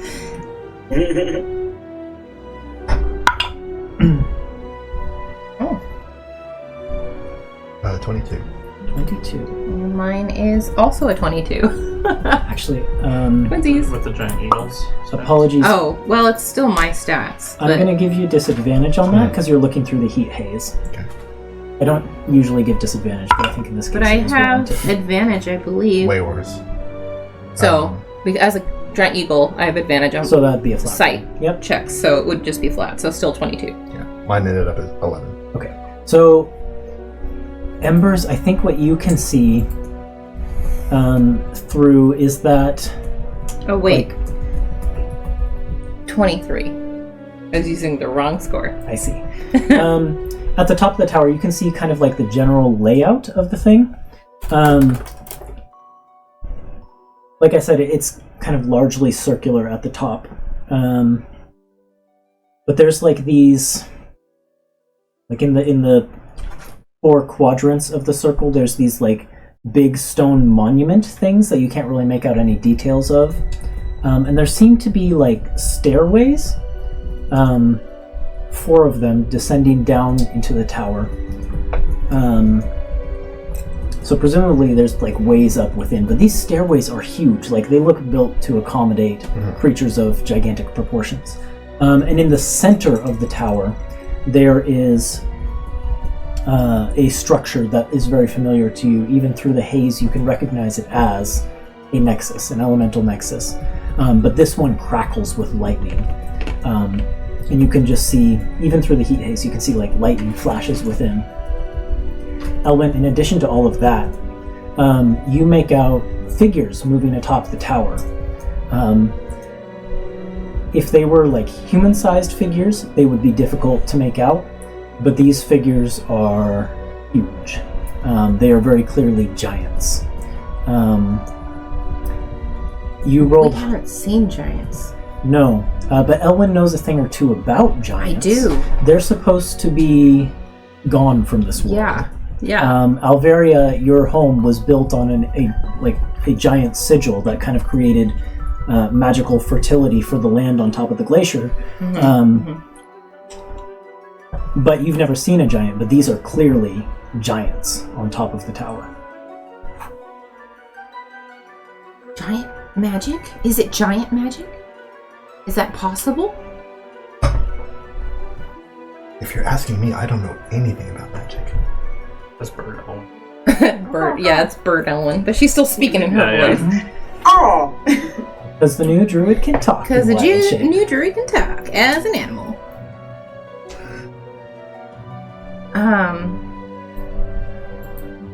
I think... Bear with me for a sec. And I think Ellen's gonna like do big circles around looking for any sign of giant sigils or runes or anything anywhere. Anything that might indicate any kind of protection for the city or... You rolled a 23? Yeah. From here, through the heat haze, you don't see any signs of like giant runes on the tower itself. You can see like runes and things spiraling out from the nexus itself, but you think those are the sort of runes that you've seen around both of the other nexuses. The sort of divine sigils placed there by the gods to like bind these elemental nexuses. Right. So you don't think that's related to the giants in particular? To them, are you just an eagle right now? To who? To the giants? I would assume so. Just a regular eagle, not a giant eagle. Well, I'm a giant eagle. I know. Oh, I see what you mean. You're just being a dumbass. I thought you had an actual question. No, I don't. Yeah, so I mean, I'm not just on the tower, but like I'm doing like a circle around what I can see of the city. Any trace of giant runes at the base of the tower, on the ground, whatever. You can't really get close to the base of the tower because the tower itself is within the bubble. Oh yeah, but like and then the bubble, like the tower is emerging from the clouds within the bubble, and so like you can't get beneath the clouds and in the city. You can get. I understand. I'm saying I want to go around the outside of the bubble. I see. Slowly descending, doing big circles. Okay. Then yeah, roll another perception check at disadvantage. Straight perception Yes. check. Don't cheat me, bitch. I have to say the disadvantage part so you know to roll it as a straight one. Yes. I have my process. Yes. Okay. That is better than the last one. Is it? Maybe not. Maybe yes. 24. No. Yes. No, 22. Actually 22 this time. I can do math. Only because of your form and because you are borrowing the like keen eyesight of an eagle can you spot this. Mm-hmm. In one of the passes where you like loop closest to the tower, because like I said, it's in the center of the lake and the entire lake is in the bubble, so you can't really get close to it. But you think you can make out a like sigils of some kind at the base of the tower. What they're doing, what's going on with them, it's impossible to tell at this distance. But there might be some kind of sigils at the base of the tower. I see. Okay. Yeah. Okay. Hey, thanks. Hang on. I'm gonna bring us back. Okay, I'm getting a little dizzy. They're big circles. Okay, so I've been thinking. Do the nexuses, from what I know about, I guess, them being used and in general, do they have any, like, connection with one another? Roll an Arcana check. Okay.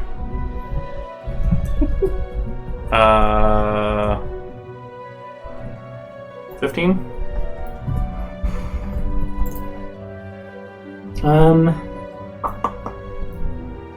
Okay. So.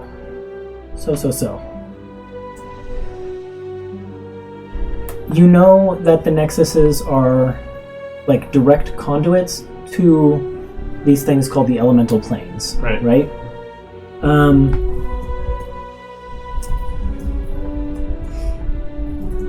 The elemental planes, plural, is almost a misnomer. Because yes, there is an elemental plane of fire, there's an elemental plane of water, but they all kind of flow into each other, such that the elemental plane of fire, where it touches the elemental plane of earth, forms this plane of magma, right? And so really what it is a single plane of the elements.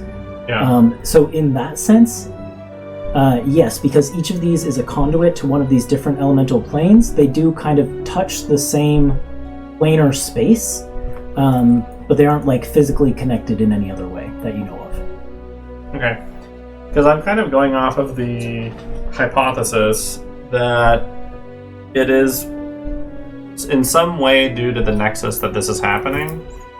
That it's just this, like, you know, otherworldly power that's affecting this space. So Safe bet. I would like to exhaust an option to, like, try and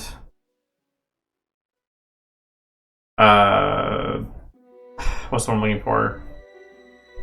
By any sort of linkage between the two nexuses, between the one that we have locally with the wind nexus and the one here, like, reach through the wind nexus and, like, try and disrupt, at least in a small scale, so we might be able to pass through or something, the lightning nexus.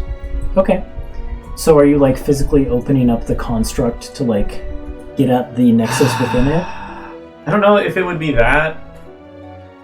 Or are you just like using the charge to put the winds around you, that kind of thing?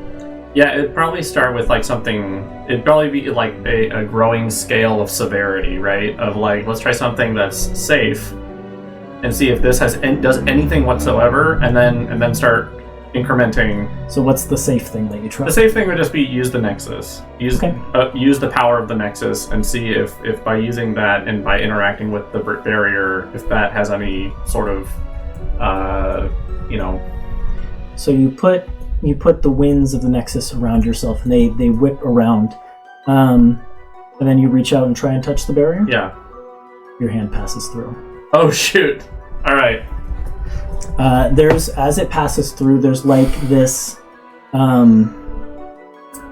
There's still like a sense of resistance, but like that resonance that you were feeling between the attunement to the Nexus and the barrier itself intensifies, and it's almost like there's this like humming resonance that you feel as your hand passes through. As Art's sort of watching Anna, what he sees is like Anna's sitting like crisscross, really focused on just like what their thoughts are, and then like kind of like eyes closed, she like reaches for the wind nexus with one hand and like draws the power, and then reaches with the other hand towards the barrier and like looks, and then this event happens, and she's like, I got it. I understand. I think it's about that time that Elwyn comes and lands. Mm-hmm. And so you see like Anna's hand passing through the barrier with like the wind nexus winds sort of whipping around her. Oh, I should have known you would figure it out. Good job. I think we need to talk to our friends back at this camp, and then we take a journey inside, I suppose. All right. So, yeah, and then so like Anna looks at Dagger and then like nods towards the Watchers camp. All right, let's go. As you wish. And Dagger will take you back towards the camp. I think as you're coming back towards the camp, like, your return is, like, it's presaged by, like, a wave of excitement in the camp. And you can see, like, they had lookouts with these, like, looking glasses watching you. Yeah. And it seems that, like, the Warforged have already gathered that you had some success. Now they've got spy glasses. Yeah. Well, I mean, that work at a short distance and not through a haze of magic. Yeah. So they do. They do, just not like really long-range ones that work through a haze of magic. That are incredible. I'll give you advantage on everything. Okay, yeah. So then is Watcher like already like, you know? Yeah, I think Watcher has come out of the pavilion in the middle and comes and like meets you at the entrance to the camp. My scouts say that in a single hour, you've done what we could not do in 2 weeks. It's a good thing you called for us. We do have tools that you don't. Nearly. Sort of a mean name to call the boss. He kind of deserves it. What can we do? Well, the first thing I need to do is figure out how many people we can bring through. So, at the minimum, it'll be 6. But it's possible, by using what we have at our disposal, that it could be more. So, how many of there are you in the group? How many group members do we have? We have you 4. 4 of party us. members plus Emilio Emilio and unless we're gonna have Maria. them stay out here with the Watchers. Oh.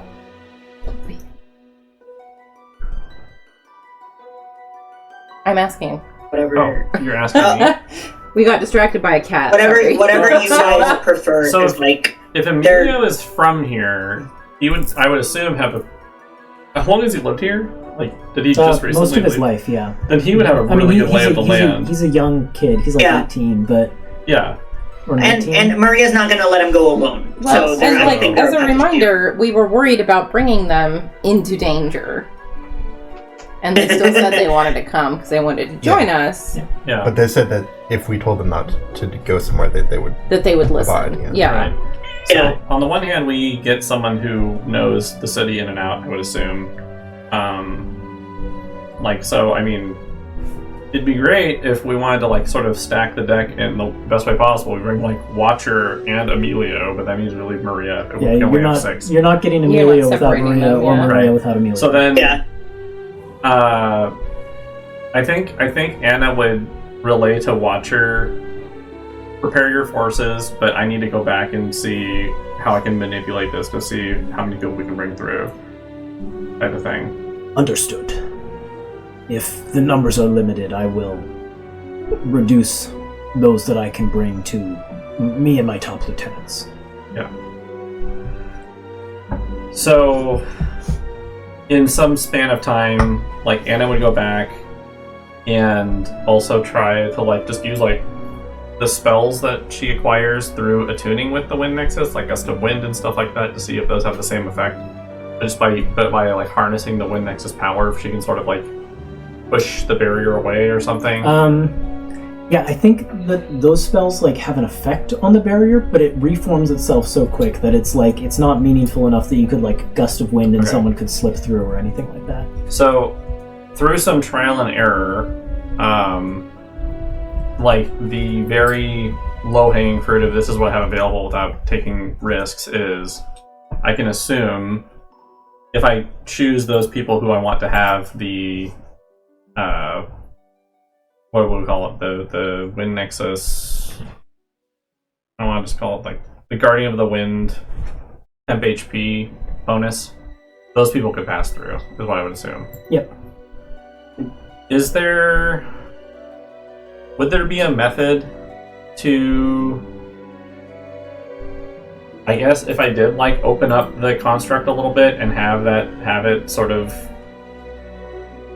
I don't know, I want to say overcharge it, but have it sort of. You could certainly try, but I will remind you how dangerous it is to tamper with your Nexus. I know, that's why I'm low risk first. I will not stop you from trying. Yeah. There's certainly a chance that could work. There's also a chance that could go horribly wrong. Yeah. Is what I would say. And there will be rolls involved. Is there a check or something that I could make as Anna is doing experiments to see what the maximum number of people they can bring through?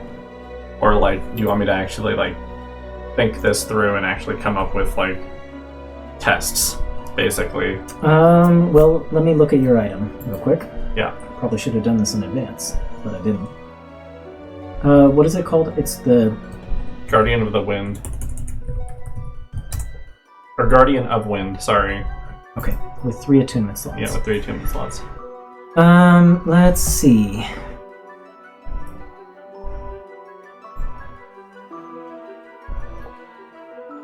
Spend a charge to direct. Okay. Yep. So at this I get 2 different spells, and then I can also hinder flying targets. And then I get 6 charges of applying the bonus, depending on the armor model.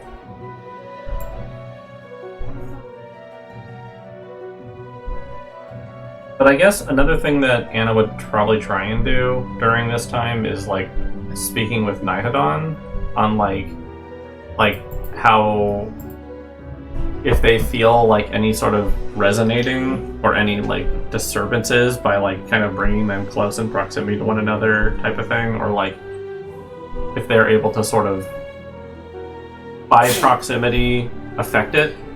Nihadon is? Yeah. Well, since Nihadon's sort of in control of that construct, that's Yeah, I think Nihadon in construct form would come up close to the barrier, and kind of you sense that Nihadon is kind of flexing his control over the Wind Nexus itself, and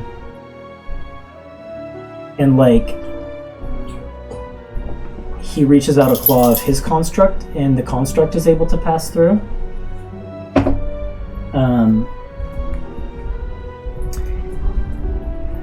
And you hear that rumbling in your mind that a herald of Nyadon speaking to you, and he says, Vertinor.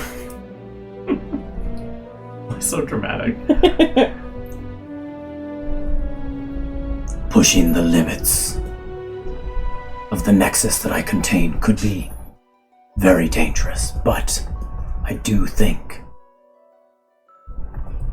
that beyond the 6 protective winds you can create, I might be able to bring one more. Okay.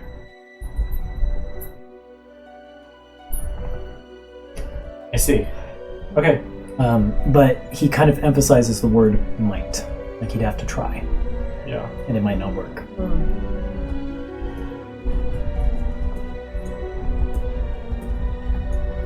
So, yeah, I guess with that, we would need to make decisions on what would be the best team to bring through with the 4 of us, and then we have 2, and then maybe 1 more.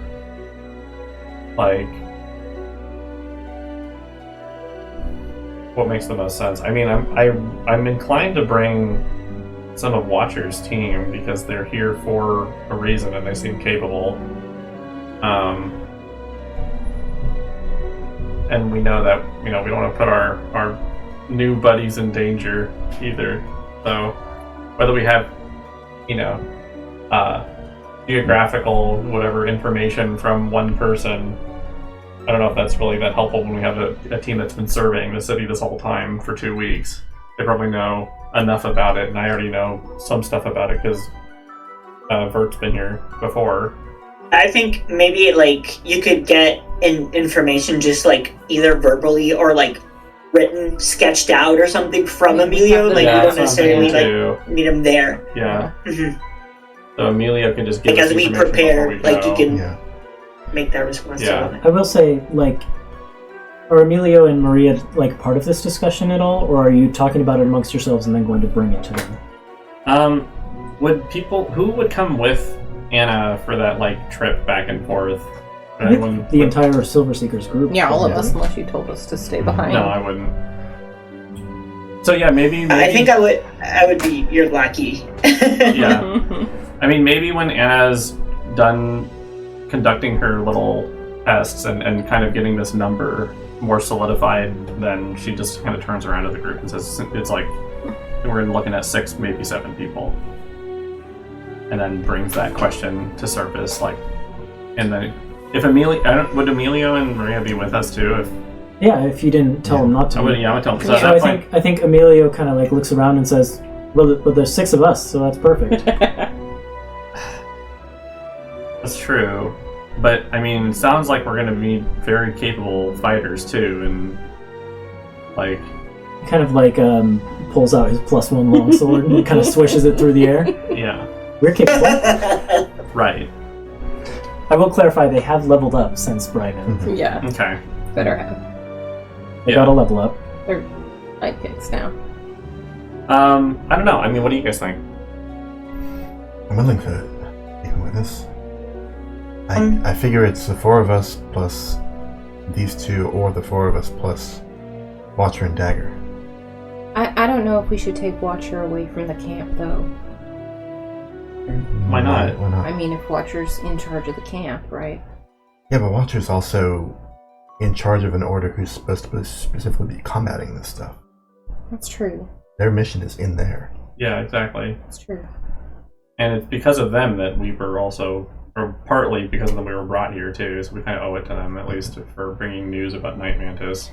Well, and bringing one or both of them, they'd have information about this other skulker person. Exactly. Yep. Yeah. Skulk. Easier, maybe would know how to track that person. Yeah. Know So how to find them. no offense to Emilio or Maria, but if we're limited by numbers, my vote is Watcher and one of their commanders probably. Come on, this is what we came here for. And we already promised we'll listen to everything you say. We'll be careful. If you tell us we need to run or hang back or whatever, we'll do what we need. We'll listen to you. Well, you said stay safe. maybe 7? Maybe 7. So us and Watcher? Could be. And if Watcher can't come, then Watcher doesn't come. We just get the information we need. No, I don't like that. I still think that Watcher should come regardless. Well, we can try and bring it along, like you said, but if it fails, it fails. I think Anna will open that link to Night again. What's your confidence level on this 7th person thing?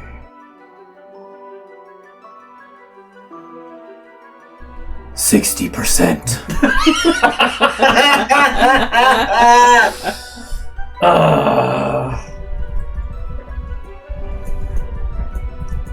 Okay, just level with me here. Like, how about we do Maria as the maybe person? That's... Maria looks dismayed at that. Look, I'm sorry, but we need, we get one shot at this, okay? And they're here for a mission anyways. I think that's sort of cruel. Yeah, it might be, but we don't have any more chances.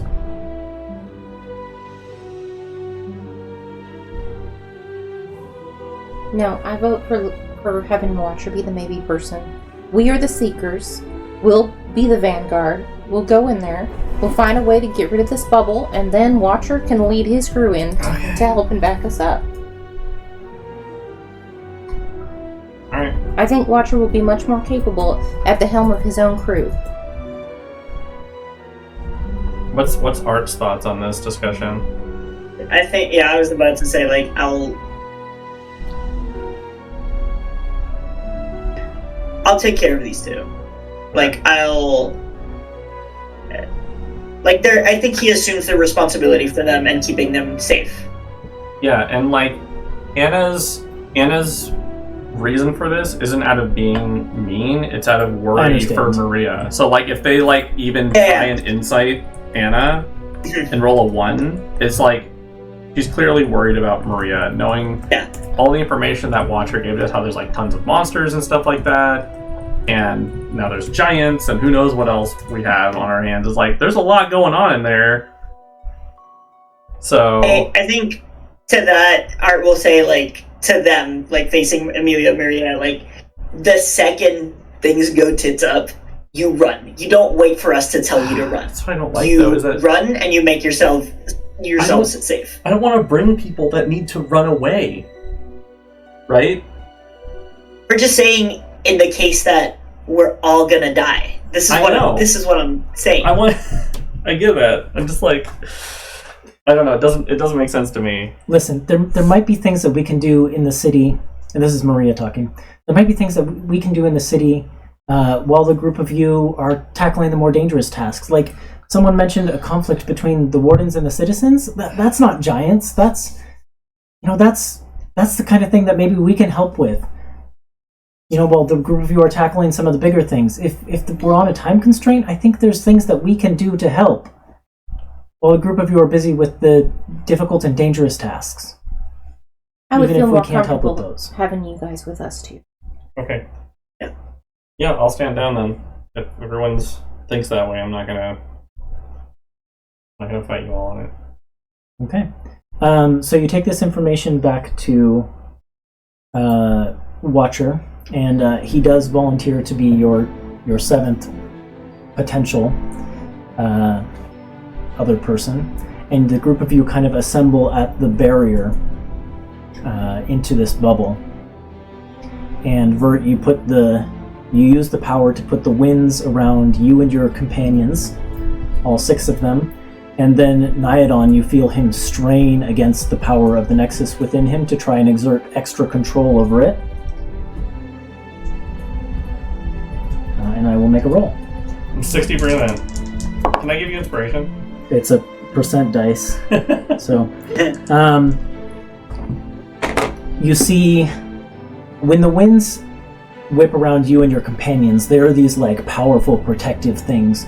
You see a sputtering gust form around Watcher, and then it slowly builds to something stronger until it's similar to the force of the winds that whip around the group of you, if a bit more unstable.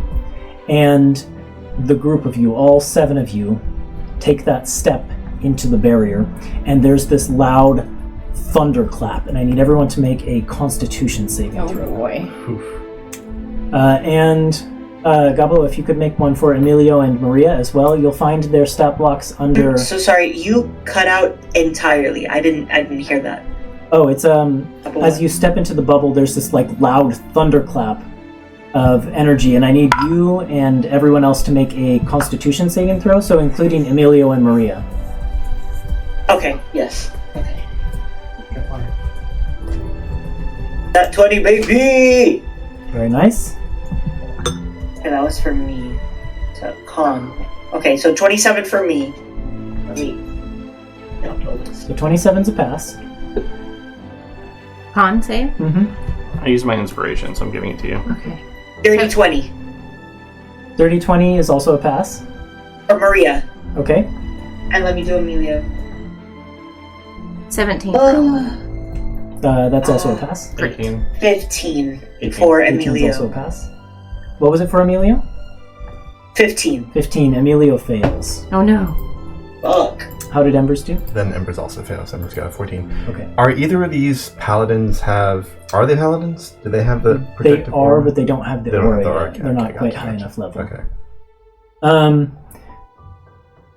Good catch checking on that though. Those of you who pass take 9 thunder damage. Jesus. And those of you who failed, so just Emilio and Embers, take 18. Wait, so wait. did the thing Okay. give us temp HP? Was Yes. it him just putting the thing on us? Yep. Okay. Well, So thanks it for would- stealing my thunder. Hey, it's about time I How got much What damage gave us HP the is it? HP? I think it's Oh, 20. how much was it? Should be 20. I think. 20 temp HP. Yeah. And so then we take Oh. 9 damage. Mm-hmm. And so Emilio takes 18, leaving him with 2 temp HP, and Maria takes 9, leaving her with 11 temp HP. Oh, wait, okay, hold on. I need to do that. Wait, And no, which type of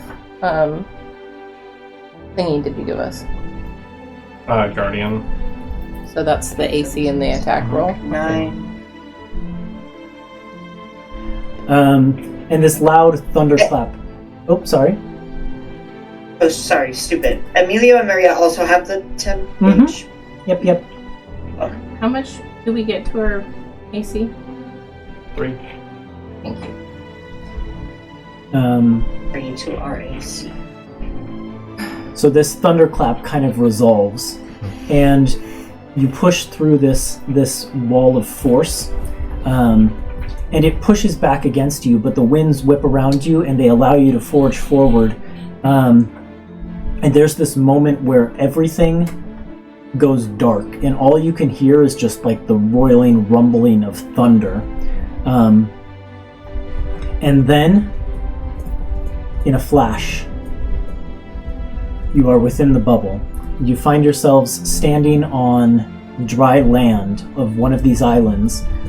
You're in a city that seems to have been built amidst the ruins of a giant city. So you can see like ancient edifices of giant walls that have like houses and taverns and shops and things built against them.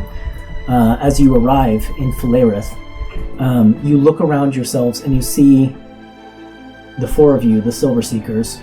You see Emilio and Maria. There's no sign of Watcher, but another figure does stand next to you.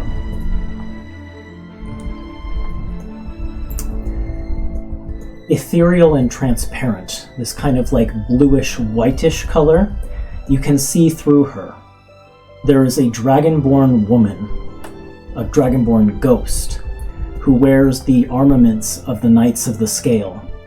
And she stands right behind Maria, and she just kind of like looks around and blinks, and then sees the group of you and kind of tilts her head in confusion.